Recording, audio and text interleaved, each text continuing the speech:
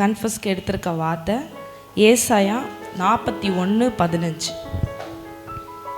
இதோ போரடிக்கிறதற்கு நான் உன்னை புதிதும் கூர்மையுமான பற்களுள்ள எந்திரமாக்குவேன்.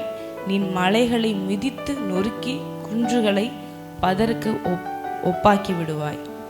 என்ன சொல்கிறான்னா, இப்போது நீ ஒரு மாதிரி இருக்க, ஆனால் நான் உன்னை ஷார்ப்பாக்குவேன், உன்னை புதுசாக்குவேன்றார். ஏமே அந்த ஜனங்களுக்கு அந்த டைமில் அது ரொம்ப தேவை. அவங்க பெரிய போராட்டத்தை சந்தித்து வரும்போது அவர் சொல்கிறாரு, நான் உன்னை இன்னும் புதுசாக்குவேன், நான் உன்னை நல்லா ஷார்ப்பாக்குவேன். சரி, அந்த மாதிரி ஆக்குன்னு ஒரு 2 பேரை மட்டும் டக்குன்னு பார்த்துடலாம். ஒன்று வந்து தாவீது. முதல்ல அவர் வந்து கோலியாத்தை எதிர்கொள்ள போகும்போது வெறும் கவனோட போகிறாரு. திரும்பி சவுல் தன்னோட ட்ரெஸ்ஸையே கொடுக்குறாரு, சூட்டை கொடுக்குறாரு. அவர் சொல்கிறாரு, இதெல்லாம் எனக்கு செட் ஆகாதுங்க அப்படின்னு சொல்லி வெறும் தடியை அந்த கவனை மட்டும் எடுத்துகிட்டு போகிறாரு. எடுத்துகிட்டு போய் அங்கே கோலியாத்தை எதிர்கொள்கிறாரு. ஆனால் கடைசி வரைக்கும் அப்படியேவா இருந்தார் தாவீது. இதுக்கு இடையில ஒரு டிரான்ஸ்ஃபார்ம் நடந்திருக்கு.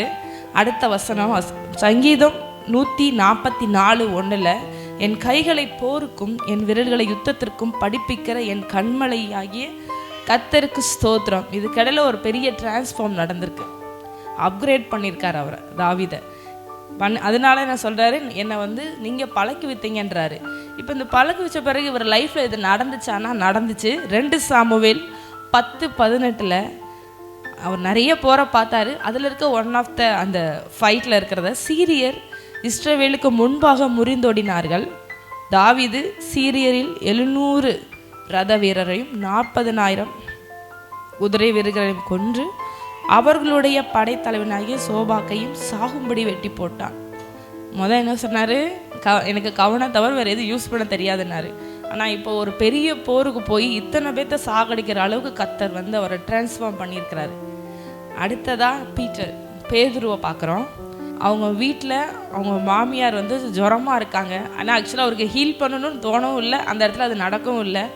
மற்றவங்களாம் சொல்கிறாங்க, இந்த மாதிரி பேதுருவோட மாமி வந்து ஜுரமாக இருக்காங்கன்னொன்னே கர்த்தர் வந்து ஹீல் பண்ணுறாரு. எந்திரிச்சு ஹீல் பண்ணோன்னா அவங்க வேலையெல்லாம் செய்ய ஆரம்பிச்சிடுறாங்க. இப்போ இதை பார்த்துக்கிட்டு வேடிக்கை தான் பார்த்துட்ருக்காரு அப்போ பேதுரு. ஆனால் இவர் எப்படி மாறுறாருனா, அப்போஸ்தலர்கள் 9:40 பேதுரு எல்லோரையும் வெளியே போக சொல்லி முழங்கால் படியிட்டு ஜெபம் பண்ணி பிரேதத்தின் புறமாய் திரும்பி தபித்தாலே எழுந்திரு என்றான். அப்பொழுது அவள் தன் கண்களை திறந்து பேதுருவை பார்க்க உட்கார்ந்தாள். இங்கே ரெசரக்ஷனே பண்ணுறாரு. அங்கே தலைவலிக்கு யோசித்தவர், ஜுரத்துக்கு யோசித்தவர், இங்கே வந்து ஒரு பெரிய ரெசரக்ஷனே பண்ணுறாரு.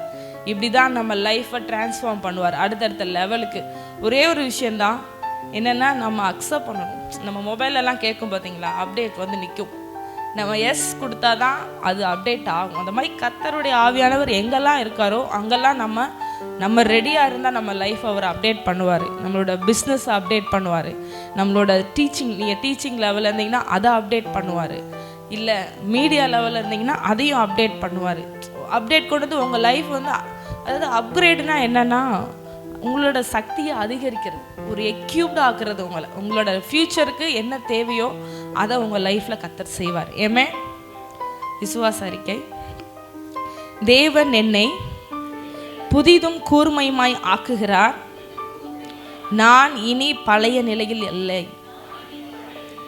தேவன் என்னை அப்டேட் செய்து அப்கிரேடட் நிலையில் கொண்டு வருகிறார். என்னுடைய வாழ்க்கையில் பெரிதாக தோன்றும் மலைகள் எதுவாக இருந்தாலும் அவற்றை எதிர்கொள்ள தேவன் எனக்கு வல்லமை கொடுக்கிறார். நான் பலவீனமானவன் அல்ல, தேவனால் ஆயத்தப்படுத்தப்பட்டவன். நான் சாதாரணமான கருவி அல்ல, தேவனுடைய நோக்கத்திற்காக கூர்மைப்படுத்தப்பட்ட கருவி. நான் புதிதாக்கப்பட்டவன், நான் கூர்மைப்படுத்தப்பட்டவன், நான் ஆயத்தப்படுத்தப்பட்டவன், தேவனுடைய நோக்கத்தை நிறைவேற்றுகிறவன்.